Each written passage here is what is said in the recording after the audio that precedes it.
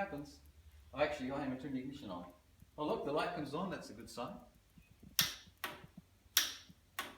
Fuck. You know what that means?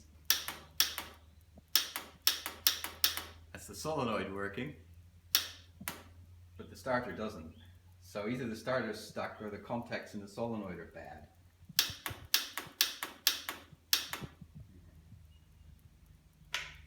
So, we have to find another solenoid. I think I may have seen one in the parts pile. I have.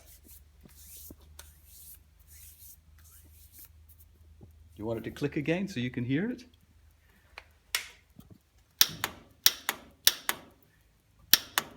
Put your finger on, you can feel it. Just on there, that's where the piston is.